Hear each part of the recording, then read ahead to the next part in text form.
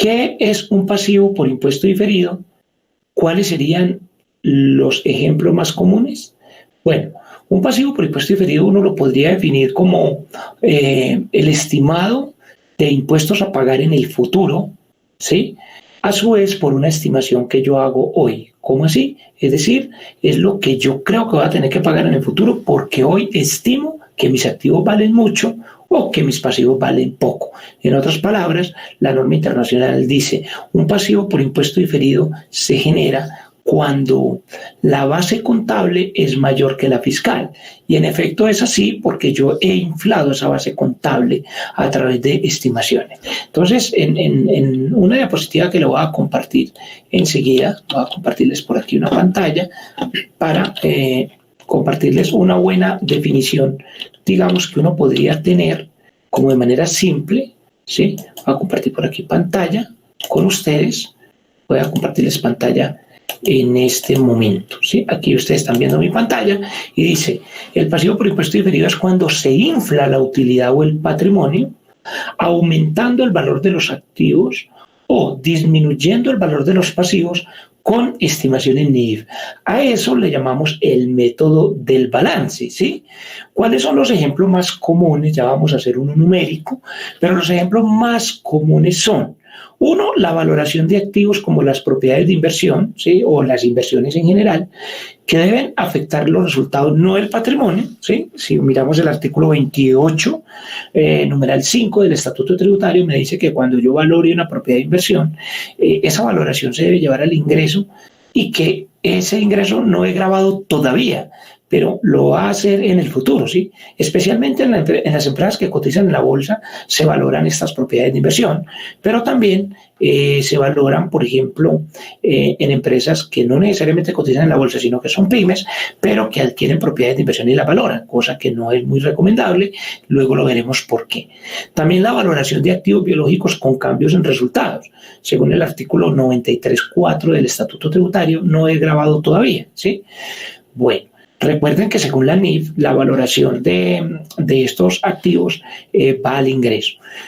Otro ejemplo es la valoración de instrumentos financieros, como acciones, que afectan resultados si su modelo de negocio es especulativo o el superávit por revaluación en el patrimonio cuando su modelo de negocio no es especulativo.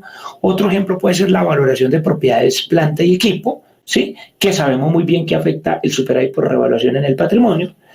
Y también otro ejemplo de pasivo por impuesto diferido es cuando tengo vidas útiles NIF superiores a las fiscales, en ese caso pues se valora el activo, es decir, yo puedo valorar el activo por tener una depreciación acumulada menor, por tener depreciación, voy a poner aquí para que me quepa, depreciación acumulada menor. ¿Sí?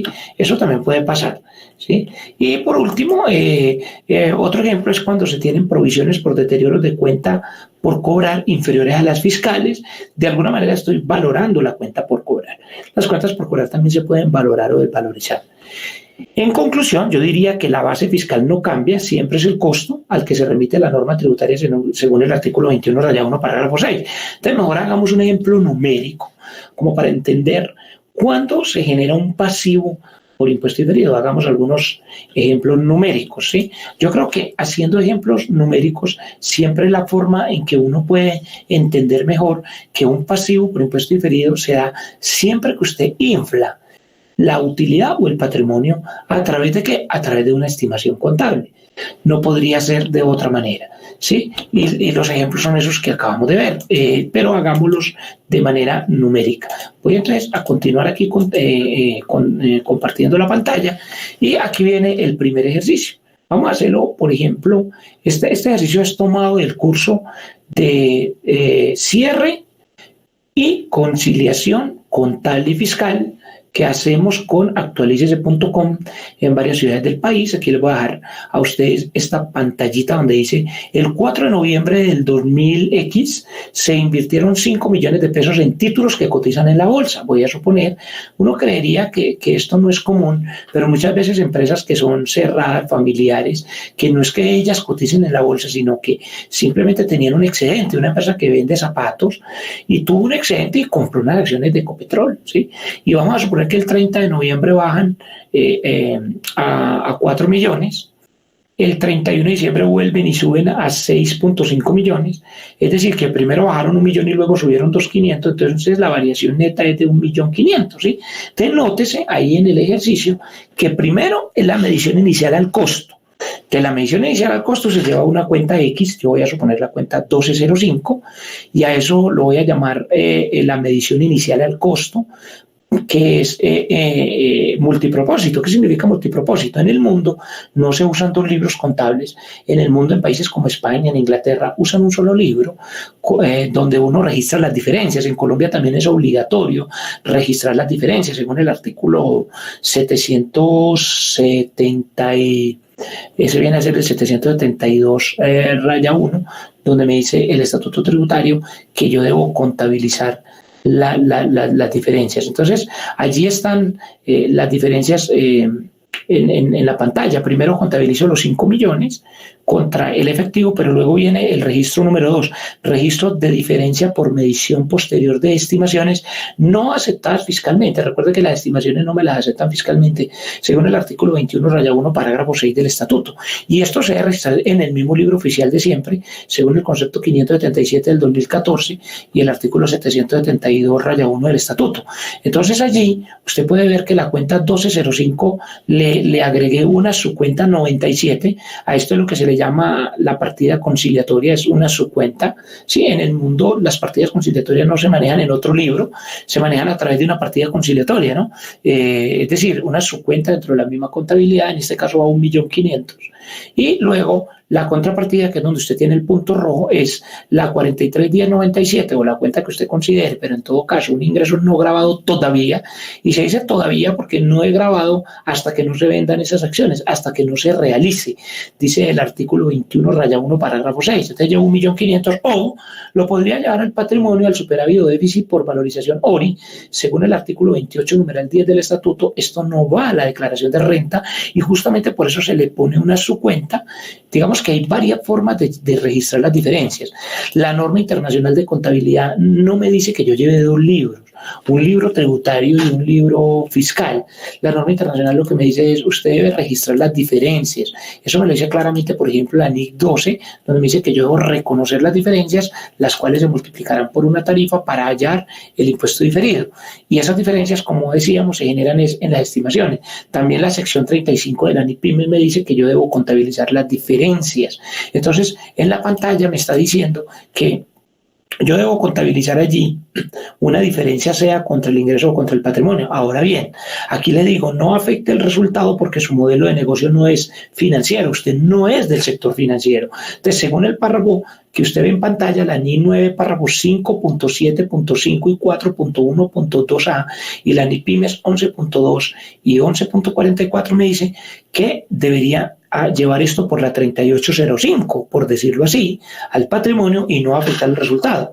Porque imagínate, si usted afecta el resultado, se le va a volver el estado de resultado va a tener una altísima volatilidad, porque va a subir o bajar permanentemente dependiendo de, por ejemplo, cuánto valgan sus activos, especialmente este tipo de instrumentos financieros que, como les decía, sus valoraciones no debe ir al estado de resultados, sino al patrimonio. Ahora bien, en el ejercicio que estamos haciendo, la valoración es neta. Mire que uno no contabiliza necesariamente la valoración diaria, sino al final del periodo. En mi caso estoy tomando un periodo anual de 1.500.000. Ahora bien, al final usted ve que hay un ejercicio que está el pasivo por impuesto diferido. Dice la cuenta 272597.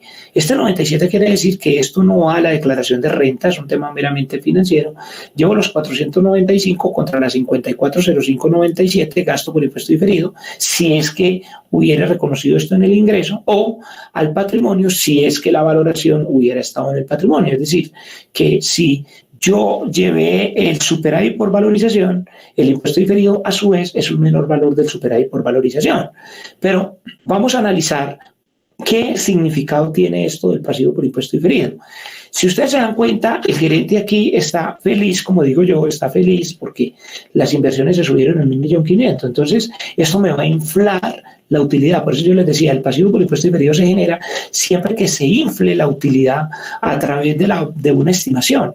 Y yo estoy inflando la utilidad o el patrimonio. Ahora bien, nótese bien que la 2725 del pasivo por impuesto diferido acá, lo que está haciendo es provisionando lo que a mí me va a tocar pagar de ese impuesto. Lo que yo estoy diciendo es que hay un pasivo por impuesto diferido quiere decir futuro. O sea que yo tengo un pasivo por impuestos a pagar en el futuro en caso tal de que esas inversiones se llegaren a vender en 6 millones 500, ¿sí? Pero nótese bien que hay una contrapartida que es el gasto. Esto es muy importante porque si yo no contabilizo este pasivo por impuesto diferido, lo que va a pasar es que la empresa se va a repartir 1.500.000 en el estado de resultados, en la utilidad está inflándola en 1.500.000 y eso va a quedar como repartible. ¿Por qué? Porque es que según el artículo 379 del Código de Comercio en su numeral 2, todo lo que yo lleve al estado de resultados se me puede volver repartible, es decir, un accionista puede exigir que se reparta esa utilidad, de manera que imagínese la responsabilidad que yo tengo como contador o como revisor fiscal para exigir que se reconozcan unos pasivos por impuestos diferidos siempre que se infla la utilidad a través de la valoración, por ejemplo, de un instrumento financiero o también a través de la valoración de cualquier cosa. Puede ser que usted valore un edificio. Si usted valora un edificio, lo que usted está diciendo es que está inflando la utilidad o, en ese caso, el patrimonio, porque si usted valora el edificio y era una propiedad de inversión, esa valoración va al resultado. Y si es una propiedad, planta y equipo, esa valoración va al patrimonio. En todo caso, sea que usted infle la utilidad o infle el patrimonio, ¿sí?, a través de las cuentas del balance, por eso se llama método del balance, porque usted está estimando un mayor valor del activo, ¿sí?, o como vamos a ver luego, un menor valor del pasivo, como cuando hay diferencia en cambio. Cuando yo tengo pasivo por diferencia en cambio, ¿qué pasa? Que si yo desinflo el pasivo, ¿sí? Porque, por ejemplo, voy a suponer que baja la tasa.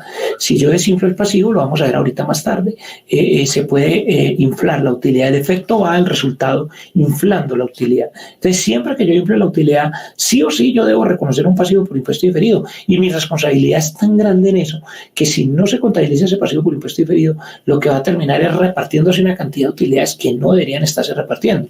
Y por eso es que insisto en la pantalla, les voy a mostrar nuevamente la pantalla, vamos a hacer varios ejercicios, pero hay que hacer uno a uno, intentando entender el por qué yo no debería omitir nunca la contabilización de los pasivos por impuestos diferidos. Nótese aquí bien claramente que el efecto en las utilidades, según el artículo 379, numeral 2 del Estatuto del Código de Comercio, el efecto en utilidades va a ser 1.500.000 menos 495.000. Si yo no calculo el impuesto diferido, lo que voy a estar es inflando muchísimo más la utilidad. Ahora bien, al final le di una nota donde dice, si lleva esta estimación al estado de resultados, va a aumentar las utilidades comerciales y por lo tanto los impuestos del socio, según el artículo 49 del Estatuto Tributario. Es decir, siempre que yo aplico un IF en cuanto a valor razonable con cambios en resultados, como en el caso del que estamos viendo en pantalla, siempre voy a tener mayores impuestos a pagar en cabeza del socio. Entonces, lo ideal sería que usted no infle las utilidades, sino que lo lleve al patrimonio, porque al menos no va a tener que pagar más dividendos en cabeza del socio, según el artículo 49. Pero sea que lo lleve por el ingreso, donde está el punto rojo, o por el patrimonio, cualquiera de las dos, en todo caso, usted debe allí llevar un pasivo por impuesto diferido. Por eso me devuelvo una diapositiva para insistir en que el pasivo por impuesto diferido se genera cuando se infla la utilidad o el patrimonio, aumentando el valor de los activos o disminuyendo el valor de los pasivos con estimación en IF, y es lo que llamamos método del balance. Dentro de los ejemplos que usted ve en pantalla está justamente la valoración de inversiones. Recuerda que la base fiscal no cambia. ¿Cómo así que la base fiscal no cambia? Quiere decir que en el ejercicio que estamos haciendo, el costo sigue siendo el costo. En la partida conciliatoria número 1 del ejercicio que estamos haciendo, les voy a mostrar aquí en una pantalla el mismo ejercicio que acabamos de hacer, pero en el formato de conciliación fiscal.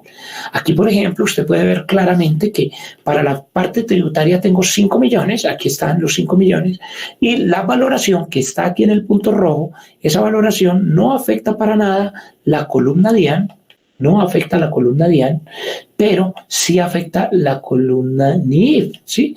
La primera es el costo y luego viene la estimación y luego viene la información que se reporta en XBRL.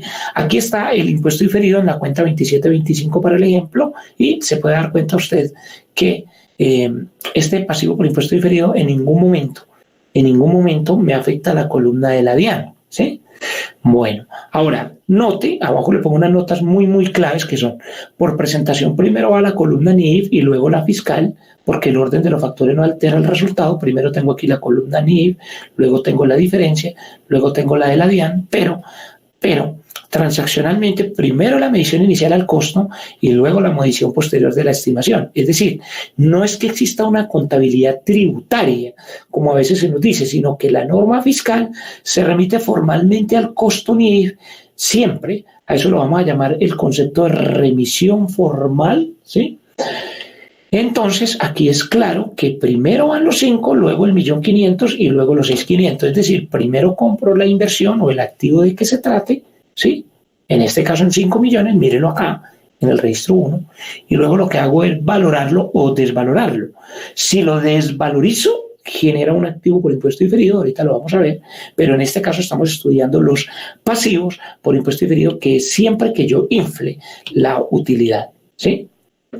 Eso es lo que significa un pasivo por impuesto diferido en términos, digamos, claros, es cuando se infla. Ahora bien, hay otra forma de algunos libros que me definen el impuesto diferido de otra manera. Voy a compartir nuevamente la pantalla para advertirles de un asunto que para mí es muy clave, de cómo y por qué a la gente le parece tan difícil el impuesto diferido. Algunos libros me dicen o me definen el impuesto diferido de la siguiente manera. Póngale cuidado, se lo voy a escribir aquí para que lo tenga bien claro. Se lo voy a escribir aquí y le voy a decir que a mí no me gustan esas definiciones porque son un poco enredadas. Hay un libro 1 que me dice el pasivo por impuesto diferidos, me dicen así, es cuando la base contable de un activo es mayor que su base fiscal. Y tú lo diría, es cierto porque si yo miro el ejercicio que acabamos de estudiar, voy a ponerlo aquí en pantalla grande para que usted lo vea. Si yo miro el ejercicio que está acá, es claro que las inversiones me quedan valiendo 6.500 en el ejemplo, esa es la base contable, o sea, la base NIF, ¿sí? Mientras que la base fiscal es de solo 5. Entonces uno diría que efectivamente la base contable es mayor que la base fiscal y por lo tanto hay un pasivo por impuesto diferido, ¿sí? El problema que yo veo es que hay otro libro que me encontré, un libro de impuestos diferidos, que define el impuesto diferido de la siguiente manera. Libro 2, pasivo por impuesto diferido, por impuestos diferidos, me dice, es cuando la base fiscal de un activo es inferior a su base contable. Entonces está diciendo exactamente lo mismo, pero esto se vuelve como una especie de trabalengua, digo yo. Claro, mire, la base fiscal es inferior a su base contable. ¿Cómo así? Claro, si yo miro nuevamente el ejercicio que estamos haciendo, la base fiscal es 5, la base contable es 6.500. De manera que es lo mismo decir que la base contable 6.500 es mayor que la base fiscal de 5. O es lo mismo decir que la base fiscal 5 es menor que la base contable de 6.500. Entonces mire que eso se le vuelve como un trabalenguas, se le vuelve como, por eso digo yo que depende del libro que usted lea, porque dice el pasivo por impuesto diferido es cuando la base contable es mayor que la fiscal, le dice un libro, y el otro dice, no, es cuando la base, le reitero, el primero dice, cuando la base fiscal de un activo es cuando la base contable de un activo es mayor que la base fiscal. Y el otro le dice, no, es cuando la base fiscal es menor que la contable. Entonces eso se vuelve un trabalenguas, sinceramente un poco enredador. Entonces, una forma más fácil, más clara, de que usted no se le olvide el pasivo por impuesto diferido es cuando se infla la utilidad contable o el patrimonio contable. ¿A través de qué? A través de una estimación. ¿Y eso qué significa? Significa que usted está valorando, es decir, que usted está llevando un mayor valor de un activo. Es que la base fiscal no cambia. Yo no puedo decir, o a mí no me gusta de la pantalla, de la que le voy a mostrar en pantalla, la definición que menos me gusta, ¿sí? La definición que menos me gusta es aquella que dice, en este caso, la segunda, porque ya se la voy a mostrar aquí. La segunda, ya se la va a mostrar, porque dice claramente que es cuando la base fiscal de un activo es inferior a la base contable. Nunca la base fiscal es mayor ni menor. La base fiscal no cambia. ¿Y por qué la base fiscal no cambia? Porque es que la base fiscal siempre va a ser el costo, ¿sí? Eso es el pasivo por impuesto diferido. Bueno, entonces vamos a pasar a una siguiente pregunta.